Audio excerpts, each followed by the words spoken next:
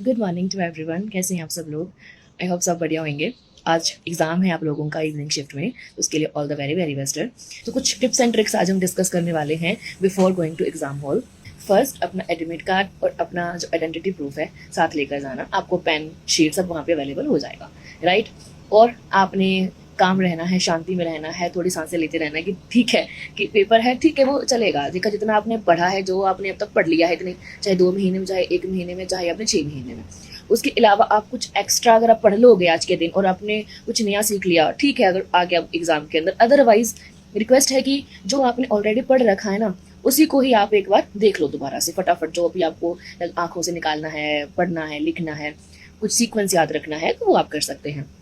इसके अलावा आपने अपना जो क्वेश्चन है पहला अटैम्प्ट करना है कॉम्प्रिहेंसिव। देन आपने अपना जो 6 क्वेश्चन होता है पेपर 1 का, वहाँ से शुरू करना है, पूरी थ्योरेटिकल पार्ट को कंप्लीट करके उसके बाद अपने मैथमेटिकल पार्ट पे आना है, राइट। सबसे पहले आपने जो क्वेश्चन है वो सॉल्व करने हैं जहाँ पे आपको 100% क्लैरिटी है, राइट। जहाँ पे डाउट लग रहा है कि इसका आंसर ए या बी हो सकता है, अपनी शीट के ऊपर उसका नंबर मार्क करके रख लेना कि मुझे इसको रिवाइज करना है, राइट। और जहाँ पे आपने एक ऑप्शन को एलिमिनेट कर दिया है और 3 अभी भी आपके पास पेंडिंग है, तो वो भी आप लिखना कि मुझे इस पर थोड़ा ज़्यादा डाउट है, तो इसको भी मैं देखना है। और आपने 150 के 150 क्वेश्चन अटेम्प्ट करने हैं, कोई छोड़ के नहीं आना, बिकॉज कोई नेगेटिव मार्किंग तो है नहीं, ठीक है जी।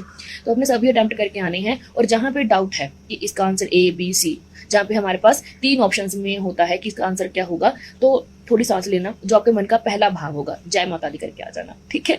तो जो आपके मन का पहला भाव होगा उसको मार्क कर देना, कि आप उसमें कुछ नहीं कर सकते, आपको नहीं आइडिया क्या होगा, तो बस जो मन का पहला भाव है मार्क कर देना। बट हाँ, आपने अपने 100 क्वेश्चन सॉल्व करके आनी है, राइट। उसके अलावा आपने थोड़ा ध्यान रखना, जब मैथमेटिकल पार्ट कंप्लीट कर रहे होते हैं, जब आपने जब टेबल करना रहता है, राइट, आप जब डीआई करना रहता है, थोड़ा वहाँ पे आप ध्यान रखिएगा कि वहाँ पे चीज़ थोड़ी सेट हो, है ना। एक शीट के ऊपर ही बॉक्स से पूरा फोल्ड करके उसे, है ना, पूरी ऐसे फोल्ड करके अपनी शीट को वहाँ पे अपना जो क्वेश्चन है हमारे पास मैथमेटिकल, वो सॉल्व करना। उससे क्या होएगा कि आपको लगेगा आइडिया कि इस टेबल के अंदर जो मैंने फर्स्ट क्वेश्चन सॉल्व करा है उसका आंसर क्या है, दूसरे का आंसर, तीसरे का आंसर क्या है। तो सब कुछ मिक्स मैच हो जाएगा, आपको कुछ क्लैरिटी नहीं आएगी कि मैंने किसका आंसर निकाल दिया है, राइट। वो थोड़ा ध्यान में रखिएगा।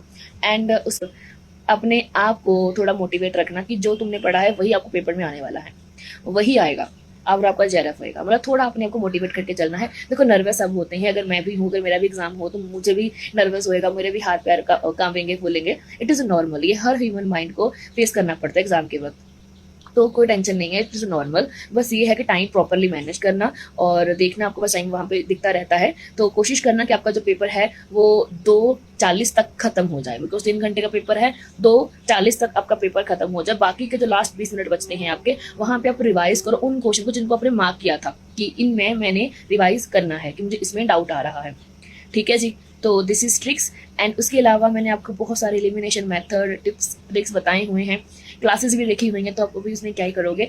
एंड जो आपका असर्शन एंड रीजनिंग वाला पार्ट रहता है, ठीक है, अभी आपको बहुत कम आएगा, बिकॉज लास्ट टाइम बहुत आ गया है, तो अब आपको थोड़ा सा ये कम आएगा, ठीक है।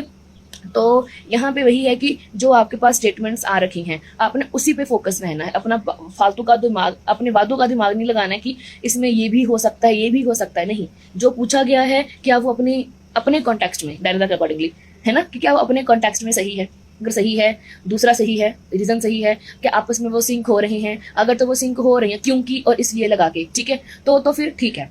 अगर अदरवाइज अगर नहीं हो रही हैं तो फिर गड़बड़ है, तो फिर आप वहां पे लगाओगे कि दोनों ठीक तो हैं पर एक्सप्लेनेशन ठीक नहीं है, ठीक है। जहाँ फिर एक स्टेटमेंट नेगेटिव बात कर रहा है, एक स्टेटमेंट पॉजिटिव बात कर रहा है, तो वहां पे हमें क्या करना रहता है कि एक स्टेटमेंट नेगेटिव वाला है वो गलत आ जाएगा, दूसरे वाला पॉजिटिव में पॉजिटिव आ जाएगा, ऐसे करके हो सकता है, ठीक है। तो इन चीज़ों का आपने ध्यान रखना है। एलिमिनेशन मेथड का ज़्यादा यूज़ करना है कि इस ऑप्शन का आंसर ये तो नहीं हो सकता, ये नहीं हो सकता, ऐसे करके अगर आप चलोगे तब चीज़ें बढ़िया हो जानी है आपकी, ठीक है। बाकी आपको मैंने बहुत सारे PYQs करवाए हुए हैं 2025 से लेकर 2015 तक के, काफ़ी क्वेश्चन आपके रिपीट भी हो जाएंगे, तो ठीक है। बाकी ये है कि all the very very best है, अच्छे से एग्जाम दो, पॉजिटिव दो, और आपका जो रिजल्ट है बहुत ही शानदार आएगा। मेरी बेस्ट विशेज आप लोगों के साथ हैं। एंड जब आपका एग्जाम हो जाए तो आप प्लीज़ मुझे टेक्स्ट करिएगा व्हाट्सएप पे, टेलीग्राम के ऊपर कि आपका एग्जाम कैसे रहा है एंड कौन से क्वेश्चन आए हैं, ताकि हम थोड़ा सा उस पर जो एनालाइज है वो कर सकें कि पेपर कैसा बना था आपका, ठीक है जी। And all the very very best.